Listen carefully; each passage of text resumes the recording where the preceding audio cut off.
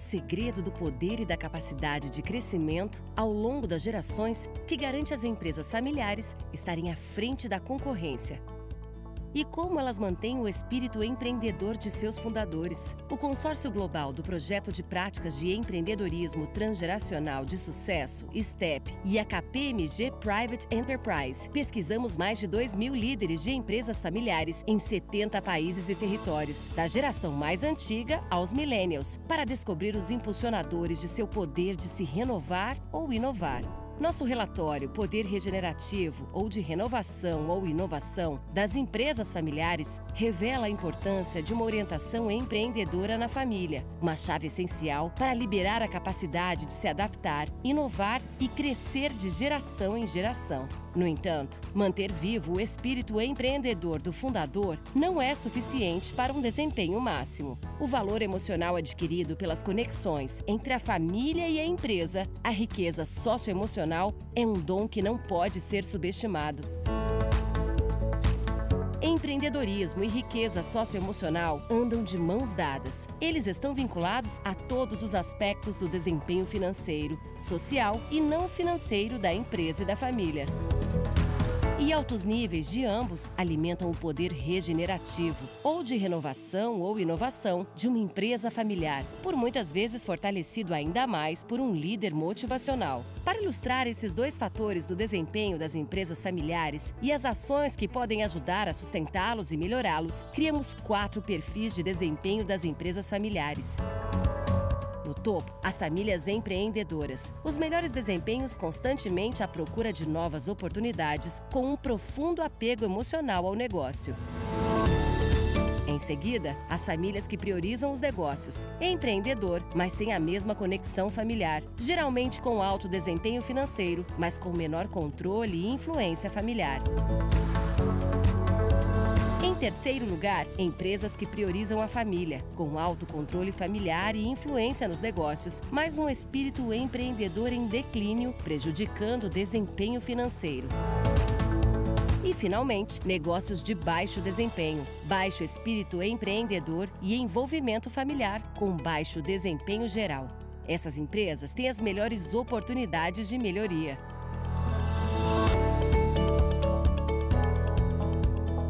Caso uma empresa familiar já tenha um desempenho máximo ou esteja procurando melhorar, existem medidas imediatas que podem ser tomadas para ajudar a fortalecer e melhorar o desempenho, de aumentar a diversidade e promover novas ideias da próxima geração.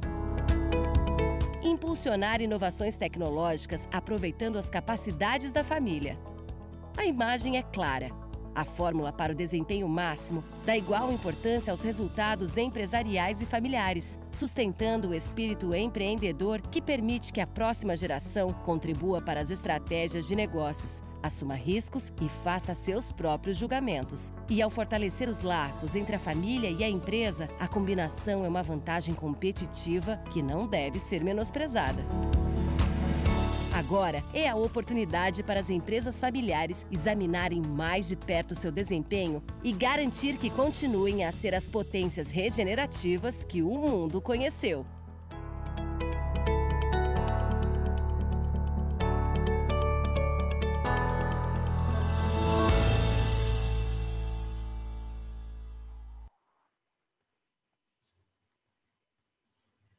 Boa tarde. Bom comecinho de noite, né? Bem-vindos, bem-vindas. Queria agradecer a cada um de vocês aí que disponibilizou um pouquinho do seu tempo aí de fim de dia para estar com a gente aqui hoje para falar de um assunto tão bacana, né? E que de maneira recorrente a gente tem sempre, à medida do possível, vindo aqui para alimentar vocês aí com muito conteúdo, geralmente de qualidade, a gente espera, né? Associado à Family Business, né? Então hoje a gente vai falar de um tema muito legal, né, que é o poder das empresas familiares de se reinventarem, né, e de se permanecerem relevantes ao longo de várias gerações, né? Eu sou o Gilbran Coelho, aqui da KPMG, sou sócio líder da prática que a gente chama de Private Enterprise, né, e que uma das grandes caixas que a gente tem dentro dessa prática é o Family Business, né? Então eu estou aqui hoje com 2 amigos e uma sócia, né, a Eliette Martins, aqui da KPMG, e também o Luiz Gustavo Casmosa, que também se tornou aí recentemente um grande amigo da KPMG e tem muita história bacana para dividir aqui com a gente hoje. Tudo bem com vocês aí, Eliette, Gustavo? Fala, Jubran. Legal. Bem, Jubran. Tudo certo. Boa Eu vou aqui, rapidinho aqui. Boa noite. Eu vou rapidamente aqui passar um pouquinho aqui pela honra devida, né, pelo CV de ambos, né, e começando talvez aqui pela Eliette, né, mais de 20 anos de experiência na KPMG, incluindo 2 anos aí de experiência internacional em Londres. Ela é sócia de projetos aqui de governança corporativa, controles internos, SOX, né, aqui na KPMG. Ela desenvolve trabalhos de avaliação e estruturação das práticas de governança corporativa, né, em empresas familiares, companhias abertas e fechadas, né, incluindo a preparação de empresas para abertura, né, de capital, tanto no Brasil quanto nos Estados Unidos, entrada de novos investidores, sucessão profissional ou familiar, implementação de processos de gestão de riscos, controles internos e compliance, e tudo isso aí em conformidade com os requerimentos regulatórios aplicáveis e melhores práticas de governança corporativa no mercado. Ela é formada também em Ciências Contábeis e Administração de Empresas pela USJP, né, possui pós-graduação em Gestão pela FDC, né, pela Fundação Dom Cabral, e ela é também membro do IBGC e, mais especificamente, lá da Comissão de Finanças e Contabilidade. Ufa! Que experiência, hein, Eliette? E já o nosso amigo Gustavo aqui, ele é presidente e sócio da Paranoá, né, e também ele é fundador da DataWake, e também conselheiro da Sindipeças, né? O Gustavo tem 45 anos, ele é empresário industrial, segunda geração, né, na família, né, nos negócios da família. Ele é formado em Engenharia Mecânica pela Escola de Engenharia de Mauá, com MBA em Marketing pela SPM, MBA em Finanças pelo INSPER, pós-graduado em Psicodinâmica pela Cogni, olha só, e é um grande entusiasta, vocês vão ver um pouquinho aqui, e multiplicador da revolução digital, né, especificamente no que tange a indústria 5.0, sempre buscando em maximizar a capacidade humana em máquinas existentes através aí da digitalização. Então, com essa pequena grande introdução, né, eu vou aproveitar já, antes da gente já entrar em matéria aqui, para talvez pedir para a Eliette aí, vamos começar por você, Eliette, talvez só um rápido storytelling aí de quem é você, o que você tem feito, além do que a sua honra de vida aqui está mostrando, né? Bem-vinda. Perfeito, obrigada, boa noite a todos, espero que todos estejam bem. Obrigada pelo convite, é sempre um prazer estar aqui, né, participando, acho que de fóruns com empresas familiares, né, para debater aqui a evolução das práticas nessas empresas, né, assuntos relacionados à governança corporativa, principalmente que a gente sabe que as empresas familiares hoje elas representam aí uma relevância bastante significativa para a economia brasileira como um todo, né? Acho que a gente tem nas últimas estatísticas aí praticamente quase 90% da força da economia estão com essas empresas, né? E eu tenho aprendido, Jubran, ao longo aqui da minha carreira e atuando diretamente aqui com esse grupo de empresas, né? Que normalmente as empresas familiares elas têm de fato particularidades, né, e necessidades bastante específicas, principalmente quando a gente fala, né, da questão de harmonia, conexão, né, entre pilares importantes que vão no âmbito desde a família, da propriedade e da gestão. Então, quando a gente tem oportunidade de falar, né, da evolução das práticas, principalmente de governança de família e governança corporativa para esse grupo de empresas, é bastante importante, né, e relevante aqui para o mercado como um todo. Então, acho que, novamente, só queria agradecer e eu acho que a gente vai ter oportunidade de debater bastante aí o resultado da pesquisa, principalmente nessa ótica. Legal, obrigado, Eliette. E, cara, quando você fala da representatividade das empresas familiares, né, no PIB, né, dos países, a gente falou sobre isso numa dos conteúdos anteriores que a gente soltou, é uma coisa assim, impressionante, né? Realmente, quando a gente olha para o PIB de um país, ele é substancialmente formado, né, por empresas familiares, daí a relevância delas para fazer a diferença nesse nosso mundão aí, não, Gustavo? Legal, Jubran. Obrigado também pelo convite, Jubran. Eu venho participando de algumas lives dessa com vocês e está super legal, porque sempre que eu posso compartilhar um pouco da história com outros empresários, eu acho que é um momento muito rico de troca, né? Acho que é muito legal. E como a gente vou falar um pouco, eu estou aqui mais para dar, assim, em função dos assuntos que vai aparecendo, um pouco da nossa experiência, né? Então, acho legal dar um pano de fundo, assim, a contextualização do que nós vamos falar sobre a minha família, né? O meu pai veio do Iraque em 49, tinha 15 anos, ele de 33, imagina, ele era a geração silenciosa, né? Que a turma fala. Então, ele chegou aqui em 49, perdeu tudo e largou a escola logo depois de 6 meses e virou ambulante de rua, vendia elástico na rua e, de repente, o senhor ensinou ele a fazer um suspensório e cinto, e ele começou a vender, fazer suspensório e cinto. E aí ele era árabe, né? Então, na colônia árabe, uma tia chegou com uma sandália de borracha, ele olhou para a sandália e falou, essa sandália vai ser o calçado do brasileiro. E aí ele cria, assim, ele faz a sandália 6 anos antes da Alpargatas e começa a produzir sandália. Nesse momento chega o governo militar, o AI-5, com o AI-5, né? E ele para de vender para o Nordeste a sandália, porque naquela época a compra era relativamente, às vezes, sem nota, e ele achou muito perigoso isso, e migra a produção para tapete de caminhão e de carros. Então, aí ele vai para o ramo de autopeça, e de tapete de caminhão e carros ele faz mangueiras de diversos tipos do sistema do carro. E aí eu entro nessa... Eu nasci em 77, então eu comecei na Pirelli em 98 e logo em seguida pedi as contas lá e fui para a minha empresa, fiquei lá e estou lá até agora. Estou há quase 25 anos na minha empresa. Então, esse é mais ou menos o plano de fundo da minha vida, aí, brevemente. E acho que vai ser super legal debater um pouco os casos, seja ele positivo ou com alguma dor, alguma coisa. Acho legal passar a realidade de um case aqui. E eu gostaria de, em algum momento, também ouvir histórias parecidas de outras pessoas, né? Obrigado, gente. Não, maravilha, Gustavo. E legal você falar isso aí no final, né? A gente fala um pouquinho, obviamente, antes de fazer esse bate-papo aqui, né? E o Gustavo, em alguns momentos, trouxe algumas dores, né? Não é só falar de coisa bonita, a gente quer falar de dores também, né? Poxa, que mais existe na vida de um empreendedor, né?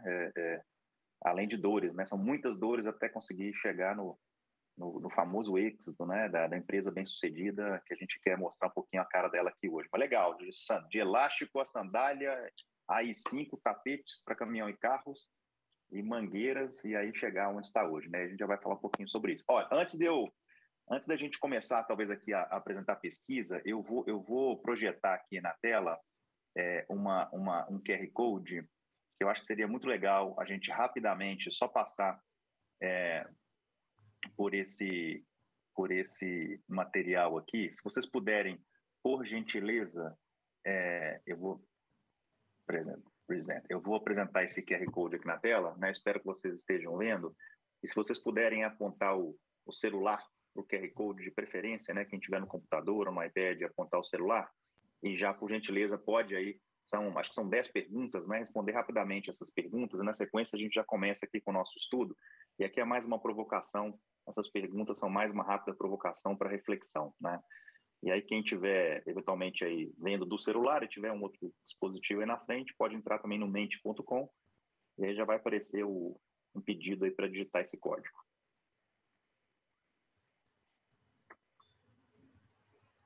Ó, já temos um votinho aí, ó.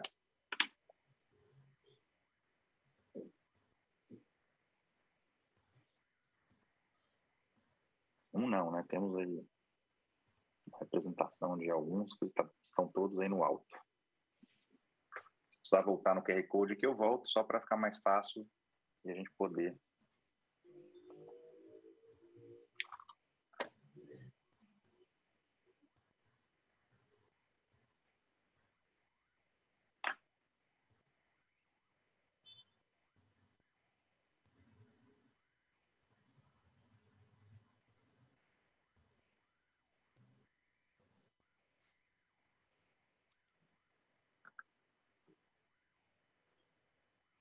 Depois, nas outras perguntas, eu posso avançar um pouco mais rápido, porque alguns de vocês já vão ter passado por elas, né? Mas nessa primeira aqui, só para quem está respondendo, depois não perder o que saiu aqui, eu fico um pouquinho nessa, tá?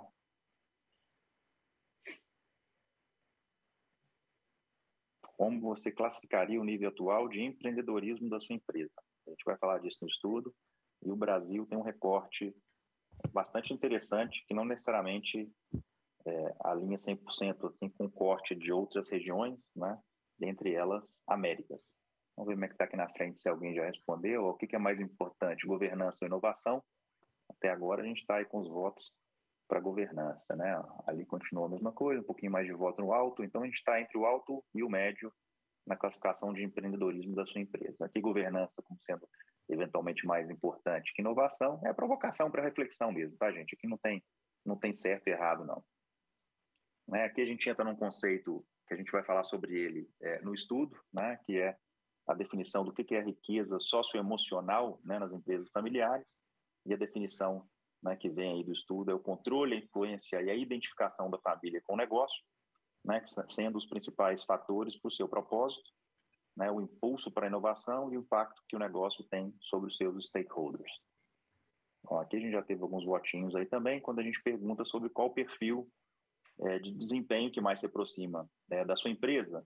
Então, a gente está aqui 50-50, né, na alta orientação empreendedora e alta riqueza socioemocional.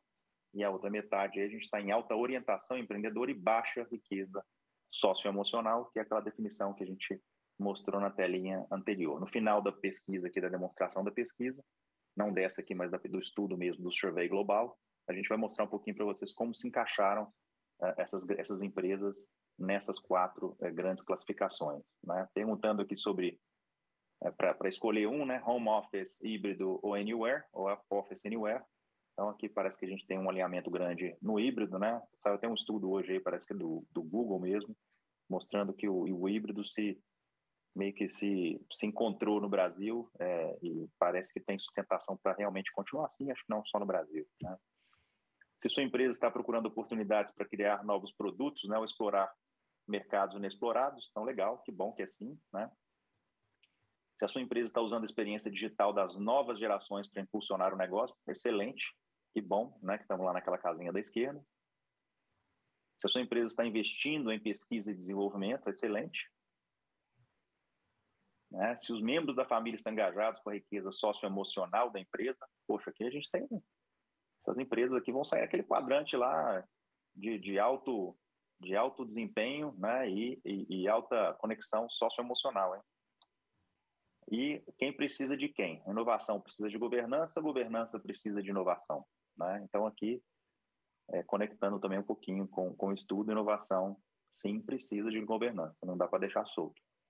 Bom, e com essas provocações para reflexão, para reflexões aí concluída, eu vou, vamos ao que interessa, né? Que é o nosso estudo. Eu vou, talvez só,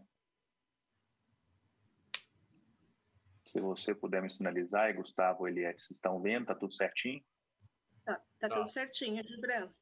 Tá, não, excelente. Bom, então eu acho que aqui, para a gente começar aí essa apresentação, não são muitos slides, tá? A gente tem no máximo, acho que uns 15 slides, e acho que o rico aqui é a gente escutar um pouquinho do Gustavo e da Eliette, né? Mas para falar um pouquinho para vocês sobre esse estudo, com o nome aí de Poder Regenerativo das Empresas Familiares, acho que o nome dele em si, né, é um nome muito forte, né? E que já diz muito sobre o que a gente vai falar aqui hoje, né? Especialmente quando a gente fala de empreendedorismo transgeracional, né? Então, realmente olhando isso numa escala de várias gerações, não somente como uma foto de hoje, né? Então, eu acho que a gente deve ter mostrado aí na tela, talvez eu não tenha percebido, senão a gente vai passar em algum momento de novo, mas a gente colocou um QR Code aí na tela, né, lá no comecinho, e aquele QR Code basicamente leva vocês para ter o download desse PDF detalhado, né, que são só algumas chamadas do estudo. E lembrando que, assim, anteriormente a gente falou um pouquinho também de outras surveys que a gente soltou, que lá na página para onde vocês estão sendo direcionados, você consegue também ter acesso a esses outros estudos, onde a gente falou de legado, falando de sucessão, poder das mulheres e boa governança, né? Mas talvez já então entrando aqui em matéria, né? Esse estudo ele foi feito em setembro e novembro do ano passado, seguido aí em fevereiro desse ano por mesas redondas de conversas com líderes, né, de empresas familiares no mundo inteiro. Então a gente teve mais de 2.400, né, mais de 2.400 líderes de empresas familiares de várias gerações. Eu já mostro para vocês aqui um pouco desse corte, né, das empresas, das gerações, em mais de 70 países, né, 18 idiomas, também considerando para a construção desse material mais de 26 relatórios de benchmarking de vários desses países. Tivemos 2 grupos de discussão, eu estive lá em um deles acompanhando como foram as discussões, e foram realmente muito interessantes. E aí envolveu aí 13 líderes de empresas familiares, né, e 4 acadêmicos na construção dessas rodas de conversa. Daí, em termos de corte aqui de perfil de negócios, né, e como destaque aqui da pesquisa, a idade média das empresas 44 anos, né, em relação ao tamanho delas, 42% sendo pequenas, 32% média, 26% sendo grandes empresas, e setores representados, serviço aí com uma representação importante, né, manufatura, que obviamente se desmembra em toda uma quantidade de setores específicos dentro de manufatura, construção e agricultura. Daí, quando a gente olha um pouquinho para os destaques aqui da pesquisa com relação a gerações, né, alguns outros cortes, né, cargos e tudo mais, gênero, a gente tem aí 40%, né, quando a gente fala de geração das empresas que representaram o estudo, 40% como sendo 80%, né, entre primeira e segunda geração, né, 14% ali com terceira geração, 81% em termos de gênero ainda, né, homens, 19% mulheres. A gente vê que isso, a gente tem um estudo aqui no Brasil também que chama Retratos de Família, a gente vê essa participação das mulheres cada vez mais relevantes, não só nas famílias, mas também em conselhos, em termos gerais. A gente vai falar disso um pouquinho daqui para frente, né, mais na frente. E aí gerações dos CEOs, né, que foram entrevistados, a gente vê aí que 35% dos baby boomers, né, a turma que tem aí entre 58 e 76 anos mais ou menos, 44% geração X, né, dos 42 aos 57, e 18% millennials, aí entre 26 e 41 anos. É engraçado a gente falar de 41 anos, né, milênio já tem milênio com 41 anos, né. Cargo dos entrevistados, 84% sendo CEOs, né, e bastante respondentes aí também ocupando cargos em conselhos de administração e conselhos familiares, média aí de membros da família que detém ações, 5 membros em média. E o que a gente perguntou para os participantes, né? Então a gente perguntou o que as empresas familiares têm que lhes permitem permanecer à frente da concorrência. Em segundo lugar, a gente perguntou qual que é o segredo, né, do seu poder de permanência e da sua capacidade de crescer com sucesso década após década e geração após geração.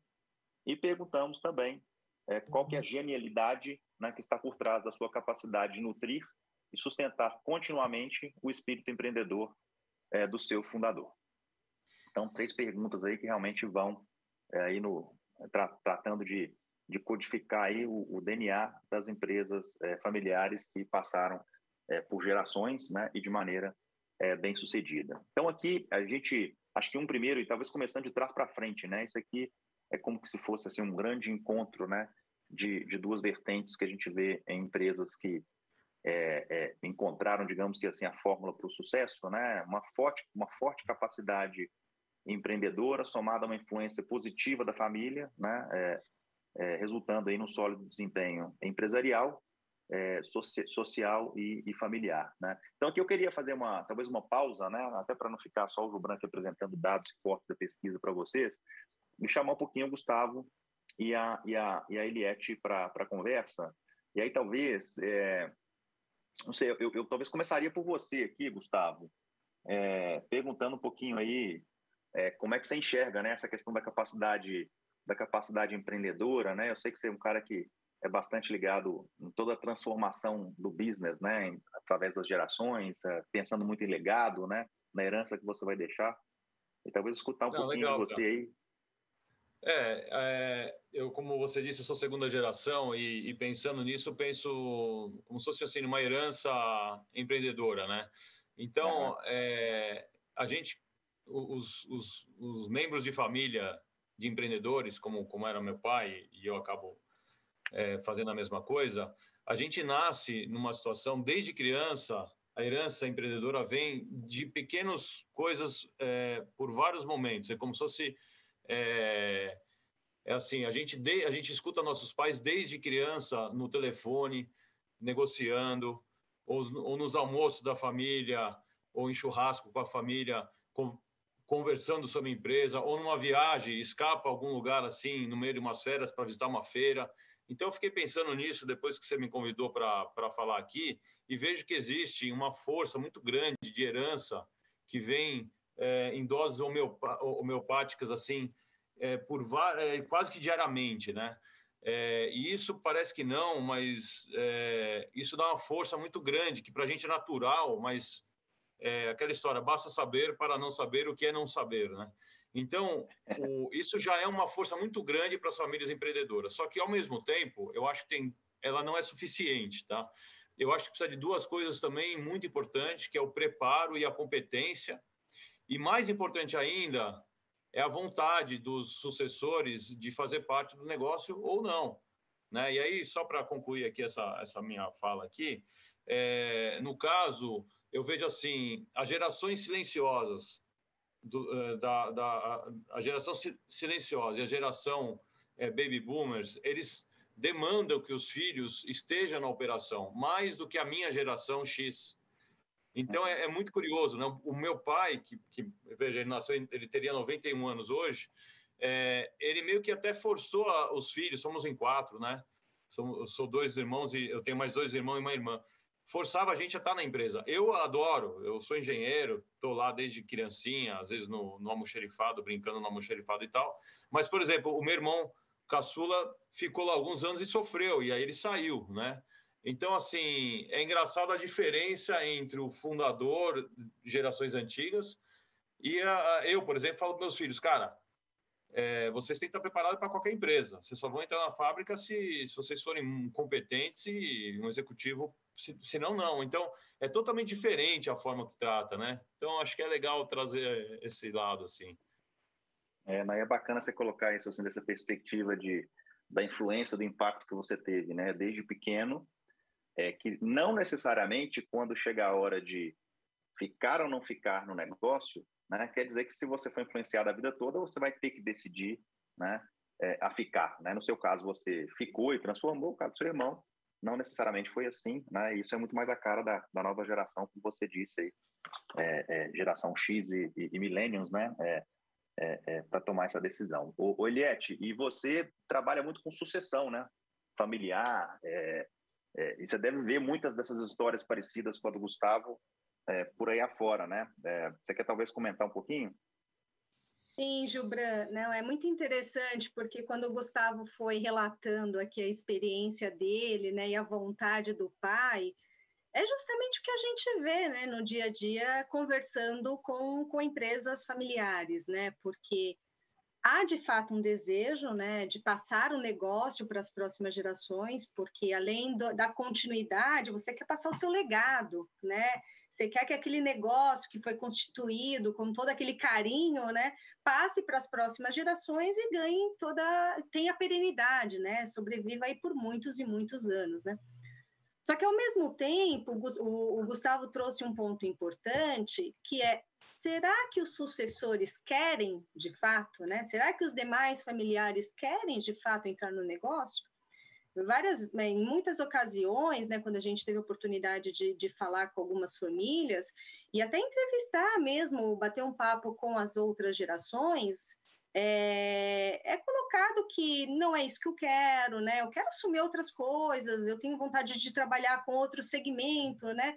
Então, é importante ouvir isso, porque se não tiver o desejo genuíno da próxima geração em entrar, né, dificilmente essa pessoa vai estar preparada, vai estar com a vontade, com o desejo de dar continuidade, né? Então, o programa de sucessão, ele visa isso, ele visa primeiro a gente entender se a próxima geração quer atuar no negócio e, se sim, se tiver esse desejo, como trabalhar nessa preparação, né? E a preparação envolve, de fato, entrar, de repente, né, no negócio, assumindo cargos mais baixos, conhecendo a operação, conhecendo o dia a dia, para depois, então, ir assumindo, né, novos cargos, novas posições, efetivamente. Mas entender isso é um ponto que eu diria crucial para o sucesso, tá? Seja da harmonia da família e também continuidade do negócio.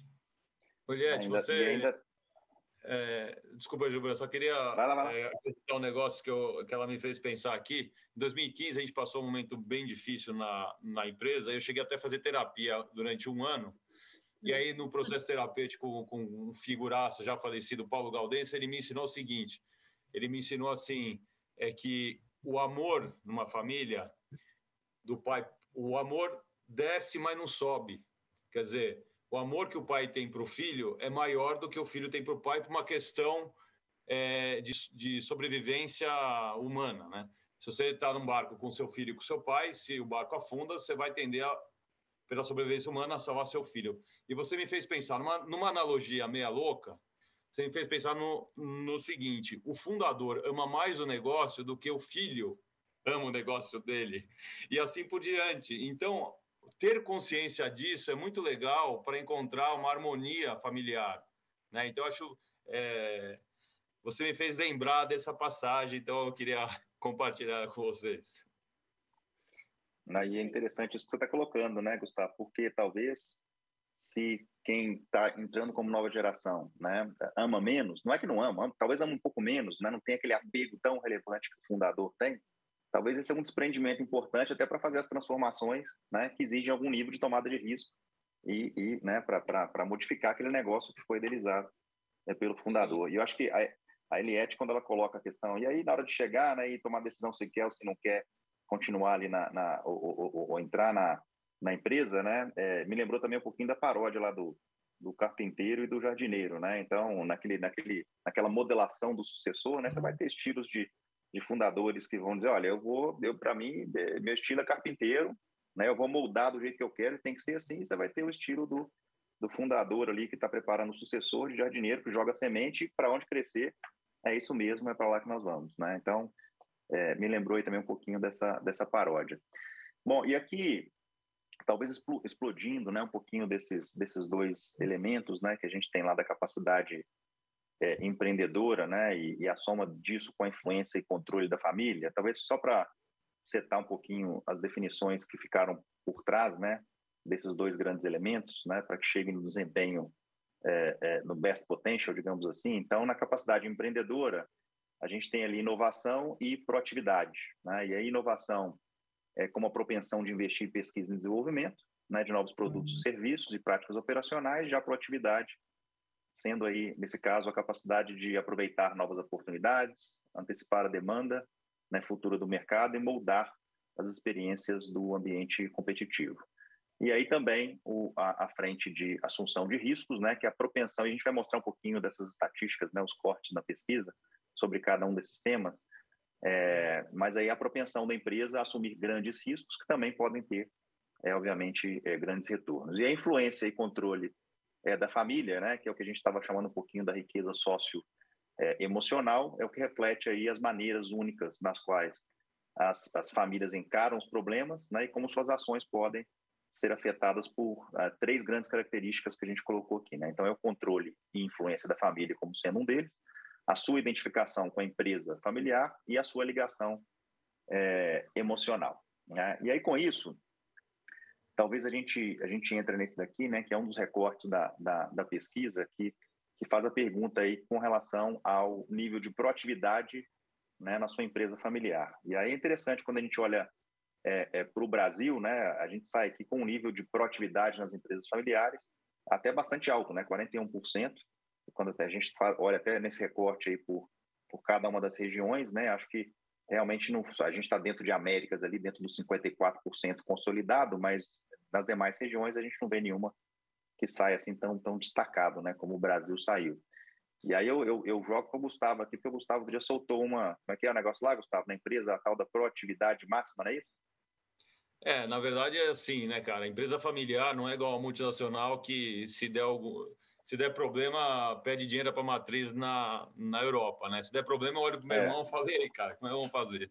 Então, a gente percebe que a proatividade tem que ser máxima mesmo, se antecipar, claro, é meio jargão, mas é se antecipar aos cenários que vem pela frente e se proteger o máximo que puder. Então, vou dar um exemplo aqui, por exemplo, no dia 20 de março de 2020, quando a gente viu que o mercado não ia parar por falta de peça, que era o nosso setor, mas ia parar pela doença, conversando com gente lá na Europa, cara, a gente tomou a decisão de demitir 50% da empresa, cara. Eu tinha 600 funcionários, a gente chorei lá com os caras, lá no pátio, estendi plano de saúde, seguro de vida e tal, mas a gente teve que agir muito rápido e graças a Deus, os demitidos já voltaram para a fábrica logo 8 meses depois. Então, assim, uma empresa familiar que não tem proatividade está fadada a insucesso. Ao mesmo tempo, para ter proatividade, tem que ter segurança nas decisões. Aí vem a governança, né? A importância da governança. Não, legal, cara. E por falar sobre governança, né? A gente também fez aqui essa pergunta, né? Sobre a existência de conselhos de administração formais, né? Nas empresas familiares. Aí, quando a gente olha para esses recortes na tela, é interessante que a gente vê que no Brasil, mais da metade, né? 58% responderam que não possuem, né, um conselho de administração formal, né, 42% apenas não, já é um número interessante também possuindo, né. E aí, talvez eu jogo para a Eliette aqui, né, Eliette, a gente falar um pouquinho sobre isso, né, sobre quais são os benefícios, né, da estruturação do conselho de administração e talvez aí já provocando uma sequência, né, essa estruturação nesses níveis que a gente está vendo não sendo tão altos assim, se a existência de um conselho consultivo, né, poderia ser talvez aí um caminho inicial, né, da implementação aí dessas estruturas de governança. Você quer comentar um pouquinho sobre isso? Claro, Gibran. E aqui a gente vê que, de fato, aqui o estudo, ele representa, de novo, né, bem a realidade, porque o que acontece é que muitas vezes as empresas elas possuem algum órgão, tá, de governança aqui, mas que pode se confundir. Às vezes eles têm um conselho consultivo, às vezes essas tomadas de decisões ocorrem, né, no meio de um conselho de sócios, né, ou às vezes tem um conselho de administração, mas de fato não é formal, né, é um grupo ali formado ou pelos fundadores, né, ou pelos principais executivos e alguns convidados, né, mas não tem a formalidade de um conselho de administração, né. Isso é de fato o que a gente vê na realidade dessas empresas, né? Só que, por outro lado, estudando aqui governança e vendo esses dilemas e essas necessidades, eu entendo que a estruturação de um conselho, que pode começar pelo conselho consultivo, muitas empresas adotam, tá, como procedimento, que é você ter um fórum, né, amplo e estratégico para debater temas, né, relacionados à estratégia, à inovação, riscos, né, e muitas vezes com um olhar diferente, com um olhar independente, com um olhar de pessoas de fora, né, que talvez não estejam vivendo aqueles dilemas do fundador da família, e você traz uma outra visão para essa tomada estratégica, né? Então, por isso que a gente fala que, normalmente, a constituição de um conselho de administração ou um conselho consultivo, novamente, que pode ser um caminho inicial, né, é um fórum importante, de fato, para você ter essa discussão de forma mais estratégica. O Gustavo citou, né, por exemplo, no caso da empresa onde ele atua, no momento de uma pandemia, eles precisavam tomar uma decisão rápida, né? Como que vai impactar o meu negócio, né? Como que eu vou sobreviver? O que eu vou fazer? Quais são os riscos? Quais são as oportunidades? Isso, às vezes, é muito difícil para o fundador, que pode ser que ele tenha ou no caso do Gustavo tem um irmão, às vezes o fundador está solitário naquela decisão e você não tem com quem compartilhar.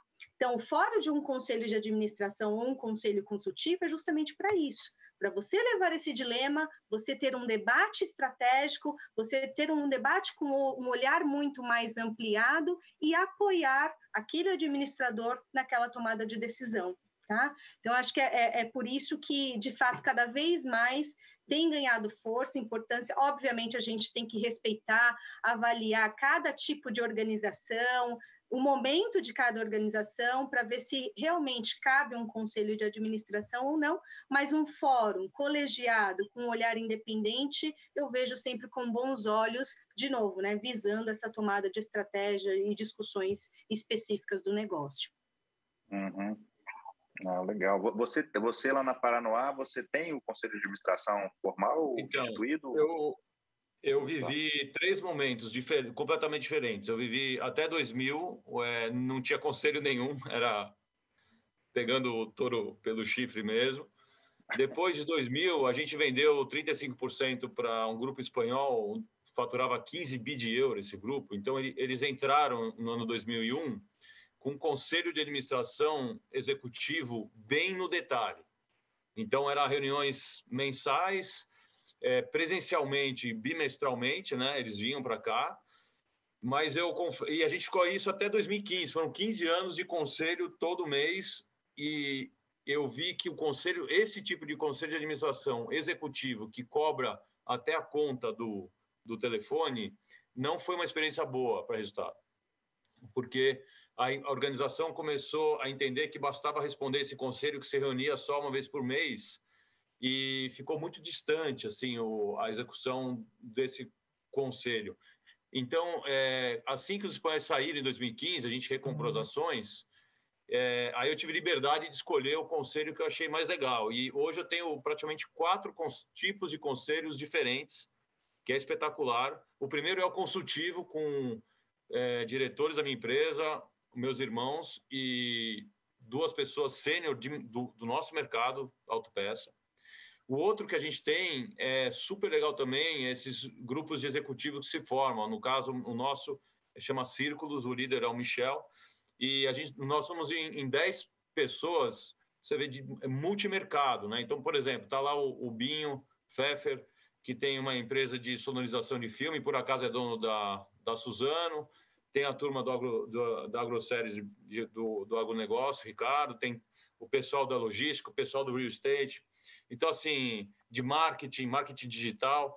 Então, você trocar com outras pessoas é espetacular. Eu estou nesse grupo há 8 anos e é espetacular. Outro tipo de conselho é um conselho diário que eu tenho com um ex-diretor, né?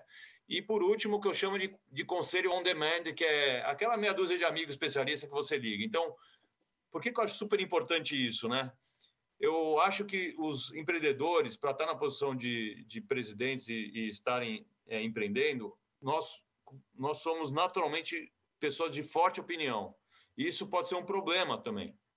Então, você tem que trocar ideia com outras pessoas tão fortes ou que você escute para, então, decidir se a parede que você está subindo continua certa, né? Não adianta você controlar a plano de ação se você chegou na parede, subiu a escada e, de repente, você viu que você subiu a parede errada. Então, eu gosto muito de dizer para a turma tomar muito cuidado, principalmente hoje em dia, que nós estamos na 4ª Revolução Industrial, o não sei que não sei passa a ser muito importante. Então, só para explicar um pouco isso, né? Tem o sei, que bom que eu sei que não sei, então ou eu coloco alguém que sabe, né? Ou eu me treino. Agora, o não sei que não sei é a coisa mais perigosa que tem, eu acho que hoje em dia, né? Então, o conselho, seja ele o consultivo ou de administração, eu acho super importante para minimizar rota errada de maneira mais estratégica, né? E aí eu só quero lembrar aqui uma passagem no filme Alice no País das Maravilhas, quando ela encontra o gato, né? E ela pergunta assim: "Ô gato, qual o caminho que eu devo tomar para sair de onde estou?" Ele fala assim: depende bastante de onde você quer ir, onde você quer chegar. Ela fala: o lugar não importa muito, né? Então ele fala assim: então não importa muito o caminho que você vai tomar.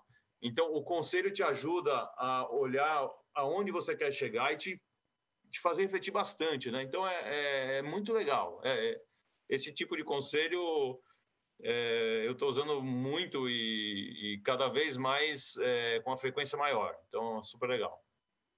É interessantíssimo, cara. Você falou também sobre o conselho on demand, né? A gente tem começado a escutar bastante sobre esse tipo de conselho, né? O conselheiro as a service, né? Então, dependendo do tamanho de empresa, das necessidades que a empresa tem, isso tem começado a ganhar alguma força. Eu vi que você não falou... Conselho Netflix.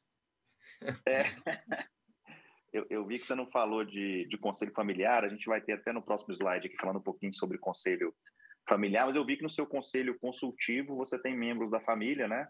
Mais conselheiros independentes, então ali também você já tem a família envolvida também Mas eu confesso, Gibran, que assim, o conselho familiar, depois a Eliette pode dar mais detalhes, mas é mais para tratar da governança da família, da sucessão estruturada e tal. E isso, confesso que nós somos segunda geração, né? Então a gente avançou um pouquinho e por mais que a gente se dá super bem, a gente teve uns atritos, porque você tem que falar de coisas que nem sempre é tão palatável, né?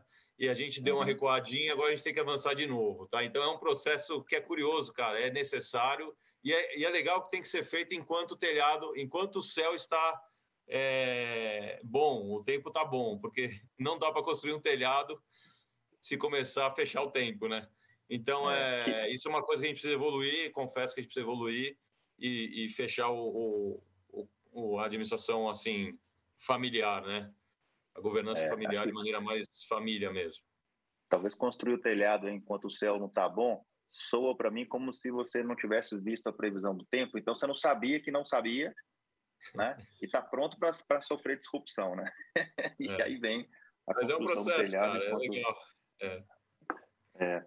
Bom, e aí talvez conselho familiar, né? A gente olhando aqui para a estatística também, o tick-mark aí positivo, né? Apenas 28% das empresas no Brasil utilizando desse instrumento, né? Contra 24% no global, é muito próximo. E talvez aqui, Eliette, se você quiser fazer algum comentário já puxando o gancho do que o Gustavo deixou aí.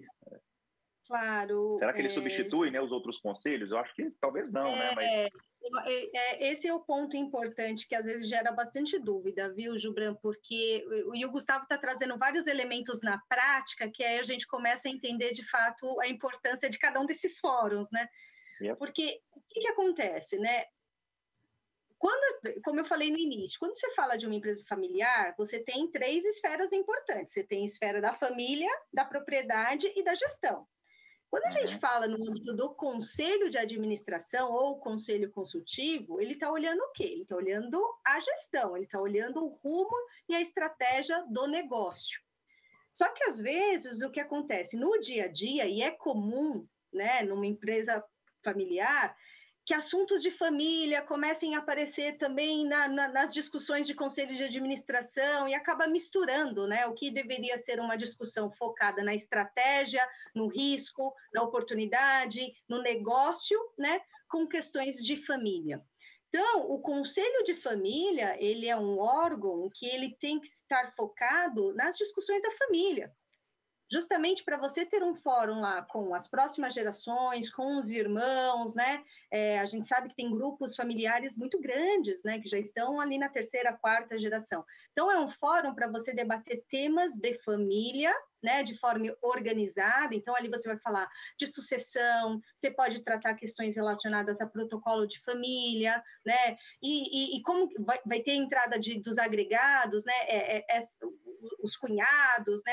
Enfim, os demais membros aqui da família vão poder atuar na empresa, não vão? Que tipo de prestação de contas eles esperam, né, da empresa para a família? Então, assim, é um fórum, de fato, para você debater temas de família.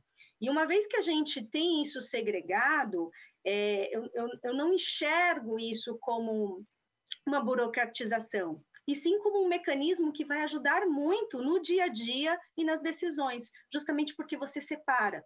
Você separa claramente o que você tem que debater em um fórum e você deixa o conselho de administração e o conselho consultivo e os comitês, né, para debater estratégia, debater negócio, debater a perenidade do meu negócio, né? Então por isso que só uma coisa bem importante. Uma coisa que você me fez pensar agora, que um amigo meu me ensinou, e é muito útil, parece uma bobeira, muito útil, é assim, quando você estiver discutindo com os membros da família, você diz, eu estou usando o chapéu do quê? Eu estou usando o chapéu de executivo da empresa, ou de sócio da empresa, ou de irmão ou filho, né?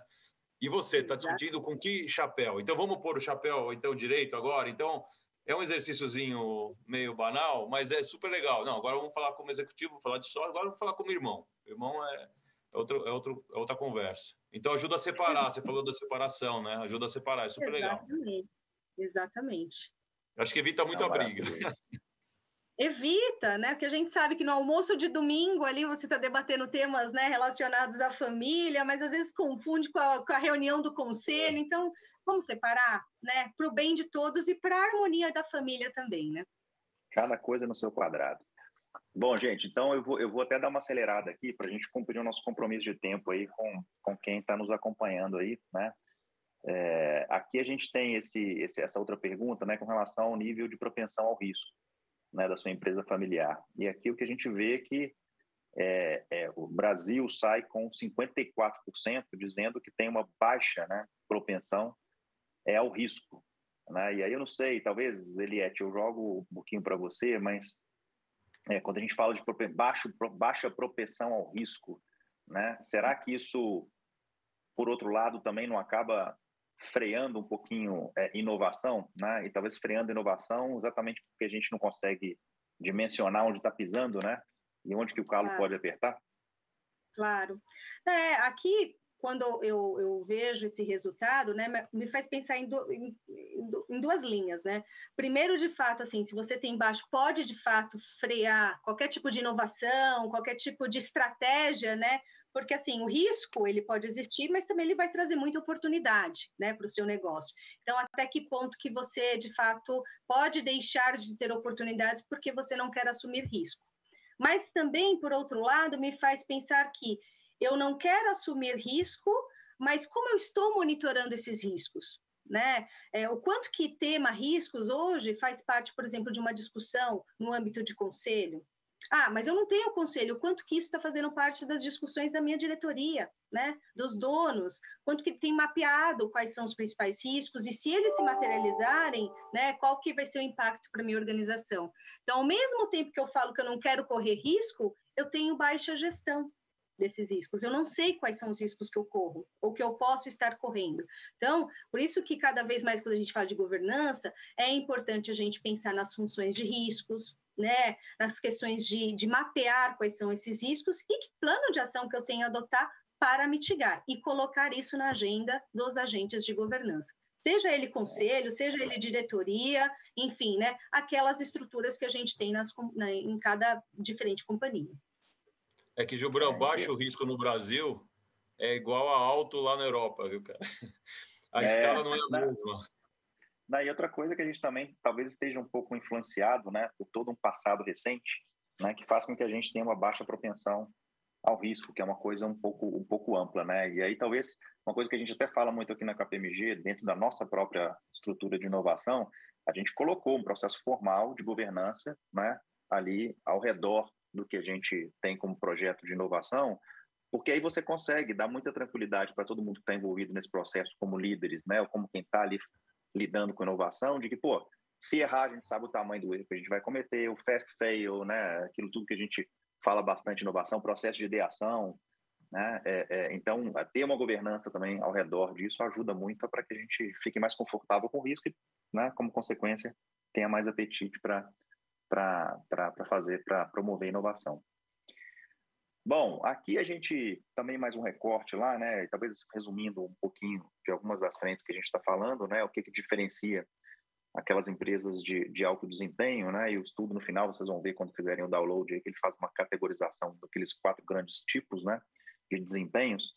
Mas aqui talvez fazer um recorte das que têm maior poder regenerativo, né? E desempenho. Então, a manutenção do espírito empreendedor do fundador vivo, né? Adotar um estilo de liderança motivacional, tornar o sucesso da empresa e da família prioridades iguais, incentivar a próxima geração a ser proativa, inovadora e assumir riscos calculados, e um reforço aí do valor emocional de ter e administrar a empresa familiar além da riqueza financeira apenas. Aqui um outro recorte, né, enquanto a impacto geracional no desempenho, a gente vê cada vez mais que a nova geração, né, as próximas gerações, né, que já estão sentando nas mesas de liderança, já estão ajudando na criação de ambientes que realmente desafiam o status quo, né, que exigem progresso na digitalização, né, e que realmente estão muito conectados com a agenda de ESG. Talvez um pouquinho aqui também de recorte de gênero, né, naquele 81-19 que a gente mostrou lá no comecinho. Talvez algumas das evidências que ficam para a gente aqui também, aqueles 2.400 líderes, né, escutados, é que CEOs aí do sexo masculino em empresas familiares geram níveis mais altos de desempenho financeiro do que CEOs do sexo feminino. Isso é recorte específico de dado, né? Não é interpretação. E as CEOs mulheres apresentaram lá desempenho social e não financeiro mais alto, como, por exemplo, preservar o nome e a reputação da empresa familiar. E as CEOs também do sexo feminino reportaram níveis mais altos de digitalização nas empresas familiares. Aqui, talvez um pouquinho de estilos de liderança, né? Então, a gente até mostra um gráfico na frente aqui, talvez eu até peça a contribuição do Gustavo nesse gráfico, mas são vários estilos, né? Então, você tem lá o estilo de liderança, os estilos preferidos, né, dos entrevistados. Então, a gente tem o estilo transformacional, né? O estilo carismático e o estilo autoritário. Eu acho que tem até mais um aqui no gráfico. Não, são os 3 mesmos, né? Autoritário, transformacional e carismático. E quando a gente faz a pergunta, né, de qual que é o estilo predominante de liderança na empresa familiar, a gente faz o recorte pelos países e regiões, né? É interessante a gente ver aqui que o Brasil talvez está aqui, né? E a gente olha para o que sai de 59%, que é o maior índice de toda a survey, né? É o Brasil tendo realmente um estilo predominante de liderança transformacional, né? O que é muito legal, até contrastando bastante com a Ásia e talvez Oriente Médio, que a gente olha esses dois aqui, eles estão aqui embaixo, né? No low range desse estilo de liderança, né? E aí, por outro lado, também a gente olha o Brasil, tem aqui 50% também como sendo o estilo predominante autoritário, né? Então, o carismático ele está um pouco mais para baixo, mas não sei, Gustavo, você se identifica aí com um ou com o outro? Como é que você... Não, eu me identifico claramente com o carismático. Você é um cara muito carismático. Eu sou carismático, cara. Eu sou carismático e transacional e, assim, aí o que eu acho disso, cara, o que é importante é ter o equilíbrio, cara. Então, se eu sou isso, eu coloco pessoas mais autoritárias do meu lado. Então, eu acho que é importante você saber o que você é e compensar. Eu acho que qualquer estilo muito forte em eu não acho muito legal. Eu acho legal ter... Nem 8, nem 80, né? Mas a média também é ruim, né? Assim, tem que prevalecer o estilo do líder. Você pode ter todo mundo junto, né? Eu sou carismático 100% e você pode ter do seu lado um autoritário que você vai fazer ali o papel do policial e do bandido, né? E viva a diversidade até nesse sentido, né? De estilo de liderança. Né? Bom, e aí a gente tem aqui, talvez finalizando, acho que esse é o penúltimo recorte que a gente trouxe aqui para vocês, né? E muito mais detalhe lá no PDF, vocês podem fazer o download, dos 4 perfis aqui de desempenho das empresas familiares, né? Então, por trás de cada um desses grandes blocos, vocês vão ver lá comunalidades, né? Que fazem com que essas empresas, por exemplo, né, as famílias empreendedoras, né, tenham alcançado alta orientação empreendedora e alta riqueza socioemocional, né? Isso foram drivers para fazer com que elas se classifiquem no box aí de famílias empreendedoras, né? Famílias que priorizam a empresa, né? Então com uma alta orientação empreendedora, mas com uma baixa riqueza socioemocional. E lembrando da questão do equilíbrio, olha que interessante quem tem os dois lá no começo, né? As famílias empreendedoras. Empresas que priorizam a família, né? Baixa orientação empreendedora, mas alta riqueza socioemocional. E empresas de baixo desempenho, aí, obviamente, estão tendo aí uma baixa orientação empreendedora e baixa riqueza socioemocional, aí realmente não tem jeito, não dá, né? E aqui, talvez como último recorte para vocês, né? Então, oportunidade para recarregar seu próprio poder regenerativo, né? Alguns apanhados, então, da pesquisa, analisando isso tudo, né? Então, altos níveis de empreendedorismo, mais forte ligação emocional da família com a empresa, né? Igual fortes resultados. A questão da transmissão do propósito, então cada geração aí agindo como um bom administrador para fazer a transferência desse propósito ao longo, né, das várias gerações. Obviamente é a busca por exploração da proatividade, né, de oportunidade, como sendo fundamental para manter as práticas e comportamentos inovadores, a inclusão de vários pontos de vista, né, escutando, né, os membros da família, a diversidade de pontos de vista também, de abordagens com um poder muito grande no sentido de ajudar a empresa a serem conduzidas a novas direções, e a manutenção do controle familiar, né, podendo aí contribuir para a sustentabilidade do negócio por meio de um crescimento lento, mas constante. Né? Então, talvez com isso, eu queria até perguntar para o Gustavo e para a Eliette, né, se vocês têm aí considerações finais. Estou deixando esse coming soon aqui, a gente vai ter aí também um já no forno, que deve estar saindo semana que vem. Talvez a gente não faça uma live específica, mas a gente vai divulgar para vocês aí um estudo bem legal falando de responsabilidade social, um bom foco aí no ESG também, daquilo que é bom para os negócios e bom para o mundo, né? Mas sem mais delongas aqui, então, para a gente finalizar, eu queria deixar aí com você, Gustavo, Eliette, por favor, considerações finais. Eu posso dizer que para mim é super legal trocar assim, porque sempre numa troca, você vê aqui mesmo, a gente pensa em coisa nova, então eu acho muito valioso conversar com pessoas diferentes e trocar sobre assuntos que não são tão comuns, né? Para expandir a mente, expandir os negócios, assim, é muito legal. Então eu espero que de alguma maneira tenha contribuído com alguma família por aí. Muito legal. Obrigado, gente.